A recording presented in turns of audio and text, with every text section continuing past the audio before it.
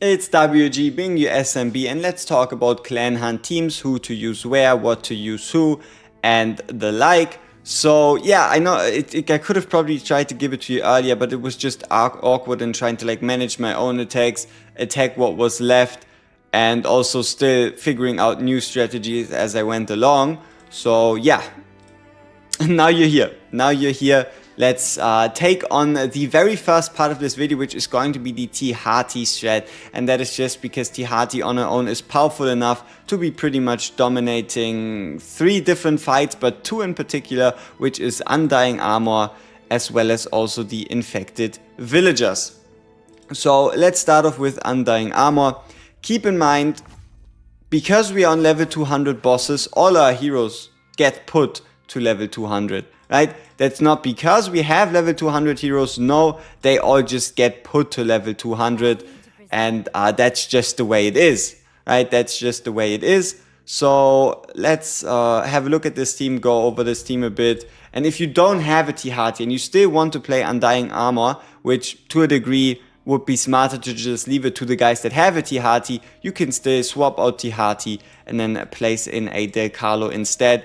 The team shenanigan is pretty much going to be the same. So we have Jester, we have T.Hati, we have an Agares, as well as also a Nicole. So the game plan here is actually quite simple, and that is we're going to be using the taunt ability of Jester to try and group up as many of these enemies as possible. Then also obviously trying to go into a moon, as well as start attacking these guys, because the way this works is the more DOT effects you have on like this as many people as possible, the more damage you'll obviously be dealing. So that is why we're shifting everybody around pretty much to kind of like create something of like a killing square, you could say, where you can see all these like extra effects pop up, which signify the DOTs proccing. So let's see, and then you obviously want to like execute all of them, or as many as possible, with a Hati. So the more heroes you can hit with Hati, the more damage you're going to do, the more debuffs are going to proc, and the more this whole thing is actually going to start rolling.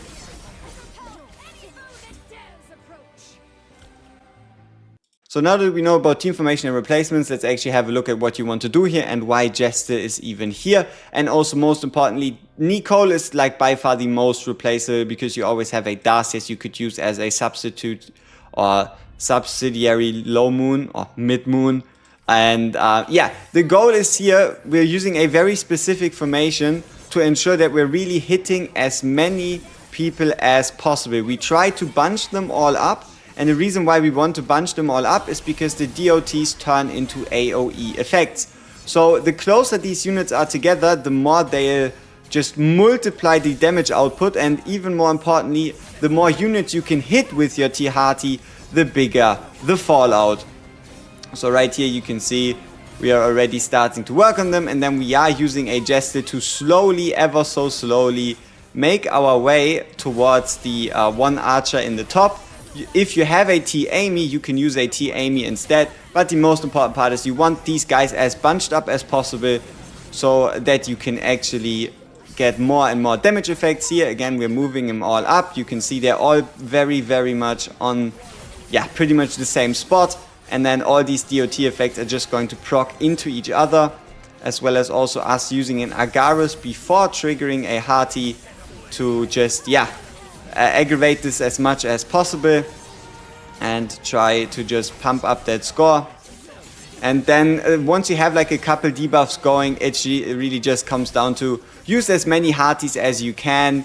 It's going to end up being more damage. There's a couple random factors here, like for example, do these guys move closer to you? How did your debuff rotations end up? How many stacks are on which character? And the like. But you'll pretty much end up with a score of anywhere from like 14. It depends, right? Like if you're on level or over leveled for the stage, you can take on, for example, the 130 stage fully with the 26 million HP. It is definitely possible. I mean, we've done it before. And then here, especially if you start like having everybody timed properly, everybody together, you can also potentially go towards a one-shot on this stage.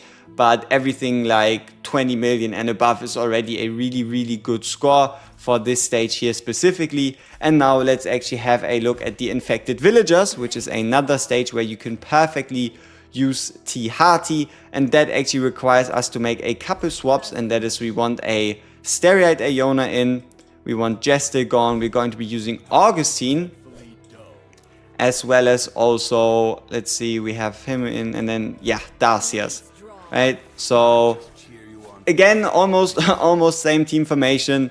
It's, again, a different debuff, but here, what we want to do is, let's see if we have it all correct. Yeah, it is pretty much the same shenanigan. We're using Augustine to pull this archer in, and the reason why we're using Augustine is because this guy attacks the furthest unit, so that then allows us to at least a little bit take control of what this archer does. Once again, the more bunched up the enemies, the better it is for us. And then here we're just going to try and hold out for as much blood as possible so that we can run a multi-hit. So something similar to this right here, while also obviously not forgetting to heal ourselves up with Stereoid. Otherwise we're running into the negative attack speed debuff, and that is just pretty much going to ruin it all. So yeah, once again, same scenario, try to have them as close together so that Hati can once more do her work. And then we obviously again pull them all together. We are in the Blood Moon. Try to hit as many targets as possible with Hati. I know it's a bit hard to see, but the more you can hit, the more damage you'll be able to deal. And yeah, that is just going to translate better and better the further the debuffs on everybody have progressed. Make sure you use your ultimates to make sure everybody's nice and healthy. And then let's see how much we can actually get out of this one right here. Use our attacks. Keep in mind, the damage score here, it heavily relies on us having level 200 units, alright? And that is just because we've made it to the level 200 boss, which automatically levels up the units. So right here we can then, for example, go with another Hati ult, another ult right here, then hopefully cycle into one last Hati ult before this whole thing ends. But a score anywhere from like 18 to 20 million. It gets higher, it gets lower depending on uptime, trigger chances, buffs jumping around. But that is pretty much a really good score. You can, I can also, I guess, show you a couple of the scores. Like for example, right here, we have pretty much the same team with like the 20 million score, which led to the kill. We have right here an example of 24 million. So you can see 24.5 million, pretty much the same team shenanigan. Augustine just there to pull this guy in. And yeah, it's all about T.Hati, and the reason why this is so strong doesn't necessarily have to do with anybody else, but the scaling of T.Hati's debuff.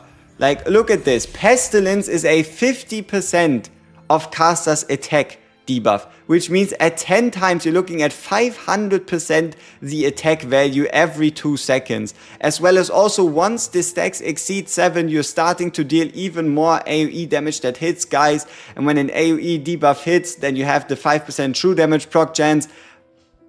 And it all really just starts to get rolling. So that is pretty much team approach number 1 if you do have a T.Hati. If you really want to sacrifice everything you have for one blaze of glory, you can add in a Dalcarlo into the very first team for the very first fight instead of the Nicole we had, and then you will be able to get an even cleaner run as well as also more damage, because Dalcarlo will be adding another debuff. So you'll have Gestal for the move, Dalcarlo for the debuff, and then you rotate into Agares and Hati, and that is how you can get these crazy numbers. Alright, for the second team combo we'll be using Thibault Dalcarlo as our main driving force, and it's going to be for fight 3, 4 and 5. So we'll be using this one to take on these 3 fights. Overall, out of ults, we have Stereoid Iona to keep ourselves alive, as well as also moving closer to the mage. And then the main goal here for this stage specifically is just for us to get these guys close together, right? Make sure these guys are nice and tight so that we can hit them with all the AoE attacks in the world. Once again, keep in mind all our heroes are currently level 200, but that is a, yeah, that comes from the stage itself, right? Comes from the stage itself. Here, this positioning is actually a bit awkward. So you would like to get them closer together, but we can fix it with the next Stereotype ability. And as long as Thibault doesn't troll, he should be able to hit both, which is honestly good enough for me. But you can see he's currently only hitting one, so we're going to be using, or at least waiting out the Blood Moon, and then using a ult to reposition, trying to have these two guys close together. That is pretty much the name of the game. And then here once more, ult order wise, we actually want to go with Thibault first, and then into a Dalcarlo once like all the buffs are procced, as well as also having a Ressa so that we can cycle through abilities and then get off something like a double Dalcarlo. So that's pretty much the whole game plan here. Then once again we want to shift everybody, make sure we get rid of that negative attack speed, and then it's already us waiting for the next rotation. So we have the enemies again in the middle. We start off with the Thibault, go in with a Dalcarlo, we can use a Ressa once more to hit as well as cycle, and then get in another Dalcarlo ult before the Blood Moon ends. And that is basically the game plan. Once more we shift ourselves around, we get ourselves the shield, we get ourselves the healing so we can get out of the negative attack speed. And then once more we start off with Thibault, go into the Blood Moon, get ourselves the rotation, get a Lamia ult off, and then finish off with a Dalcarlo ult. So this is pretty much about the game plan for Tempest. So we're looking at around a 13.5 million score. And then right here we can again try the same thing on infected villagers. For infected villagers you can once more use Augustine to pull this guy closer, which then again looks something like this.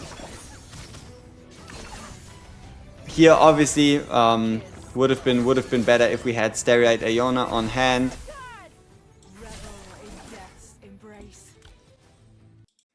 Alright, so now for fight 5. Let's take on fight 5 with the same team comp, which is right here. We want these cards on hand again. We are using Augustine to pull in the archer again, so that we have all of them close together. And then we're going to be using our Stereotype Iona to give ourselves the shield, give ourselves some healing. We have them all nice and bunched up. And we're again going to be waiting for around a cost of 7. So we have our cost of around 7. We start with Thibault. We get those crit resist lowering debuffs down. And then we start our rotation. Then we can wait out the Blood Moon and pretty much start it again all over. So another one. We move everybody in again. We give everybody shields. We wait again for around 7. We get the Thibault in. We wait it out a little bit. Attack. And then also yeet in our Lamia. Once more. Wait out the same rotation. And then it's kind of like rinse and repeat. Once more. We have level 200 heroes. So yeah. The 160 ones are to a degree you could say tougher than the 200 ones. Once more we get the debuffs in. We get the hits in, we get the Lamia ult in on top, and then yeah, once more we move everybody around, wait it out, and you can see we do still get like a similar-ish score between either the AoE or the single target challenge. It's all in like the 10 million-ish range. And how you can like reliably get over the 10 million is if you have, for example, a T.Hati. But yeah, that's just the problems with stage 4 and 5. They are just nasty like that. Alright, now we are here for formation 3. You can see slight changes. We have a Lorelei for the ability to wake up these units with basic attacks. Still a Dalcarlo and Thibault, as well as also a Theophane. Theophane is going to be quite important in or for us doing well here with the ability to taunt and as also like kite these enemies around. And again, cluster them all together. You can start to kind of see a pattern. And then we also have Mass. Mass is just there for like some energy round last minute burst. because that last slot, it doesn't really have a dedicated space anyway. So we have the second, then the third Lorelei hit. By the fourth one, they would all wake up. So we're using Theophane's ult to wake them all up with the taunt. Then we have them all gathered up right here. And we can enter into the Blood Moon with the first rotation. And then already move towards the back line. Drag them all over there, and now we have them pretty much as close together as need be. So right here we're going to be trying to pull off pretty much the same rotation. So we start off with a Thibault into a Dalcarlo after a bit of extra cost, as well as also another Theophane, so that we can wake them all up, and then hopefully they will all pretty much just stick closely together for us. Then once again we're waiting for around a cost of 8.5. We start with the Thibault, we let it tick a bit, go in with the Dalcarlo as well as a Theophane, and then pretty much rinse and repeat. So right here also again once more we wait for around 8.5. Theophane, or better said Thibault, into Dalcarlo, and Thibault right there. You can see we're closing in on a pretty good score. Once more we wait, get these last 19 seconds as best as possible. Here a bit of a failed ultimate, but here we want to get out another ultimate, get our mass in, so that we at least get some extra damage out of her, and then also last Dalcarlo ultimate there to like take our score a bit higher. So this is kind of the rotation you're looking for. There could also be like slight variances, like for example, I guess we can do another run. Those runs are relatively quick, right? So let's just do a second rotation. Once again we have 1, 2, and then 3. We move over, we get everybody out of the ground, so they at least be busy for a while, and then once more wait right here, let them tick a bit, take some damage, get the attacks in, and here we are actually going to be waiting out the Blood Moon before we do our next jump. So right here, which now gives us a slightly different rotation where we can we obviously have to wait for them all to move forward, and then we can enter into the Blood Moon right here with the ability, and then hold out for the Blood Moon. So right here, 3, 2, 1. Once more, get the stun in, get Thibault going, then enter into the moon.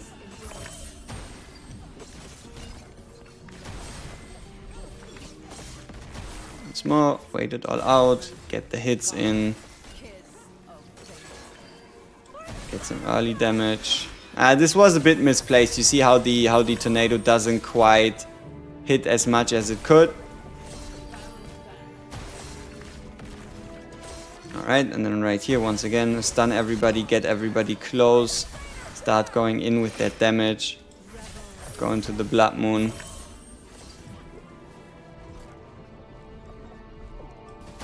With the last couple seconds we can also try to get as much as possible out of mass.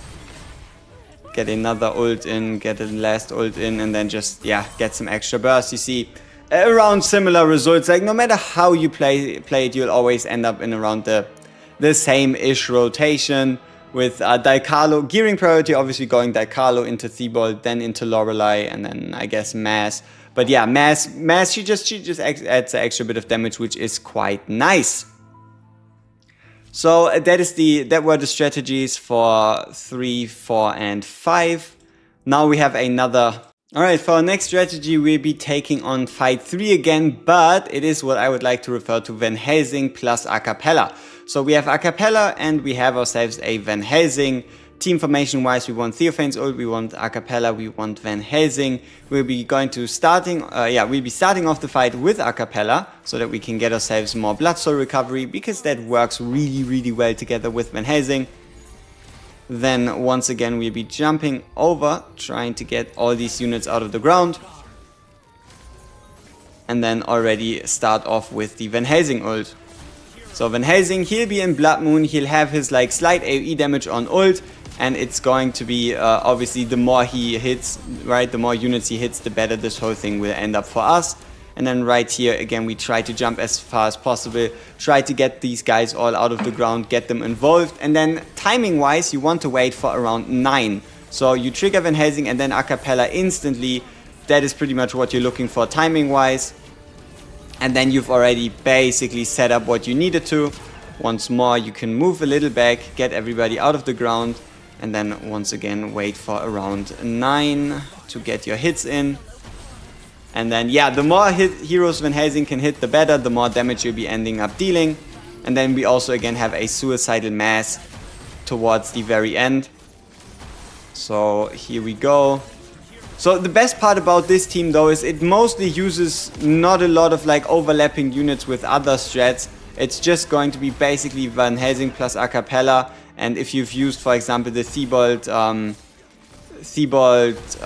Dalcarlo strat elsewhere already, then you'll have some extra free space. So right here we obviously could have used mass at the end, and it really comes down to RNG. This is a strategy you have to like try multiple times, because depending on how many targets Van Helsing hits at every single point in time, as well as also with his targeting, the more he hits, obviously the more damage you'll be able to deal. Now then there's also Fight 4, where you can try a similar strat, but what this requires you to have is, if you want the easiest time, right? If you want the easiest time here, then having a Seth and T.Ati is basically what you need. If you want to use this strat to the fullest capabilities, you're going to need Van Helsing plus Acapella. You want a T.Ati in the front, so you can build some distance between Van Helsing and these units right here. And then you also want a Seth. Seth is just going to be your second healer to make sure that nobody drops below the 40% HP from this ugly archer guy right there. And then you could also again try using something like an Augustine to pull the archer in. So this would, for example, be the team like Seth, Acapella, Van Helsing, T.Ati, just like bunch them all together and then get in some extra damage.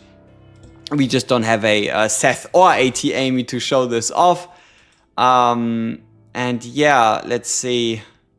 Yeah, those are like kind of the main factors, right? Those are kind of the main factors. But most importantly, try to hit as hard as you can on stages 4 and 5, because that's where your guild is most likely going to be stuck at. And also, yeah, Acapella plus Van Helsing, amazing pairing. Dalcarlo, Thibault, and then Agares plus Transcendent T.Hati. Those are like kind of like the 3 core team comps, and then everything else can be built around them. But do not underestimate the power of Lorelei to awaken these swarming Carapace units. And yeah, I know this wasn't quite as like stringent or as put together as usual, but unfortunately there's multiple different team comps for multiple different fights with multiple different difficulties and multiple different accounts that have certain heroes that others don't, that use certain heroes in another comp. So I hope I was at least able to help you out score higher on certain fights. And for the next clan hunt we are going to probably be a bit more prepared, because we now really know what we're dealing with.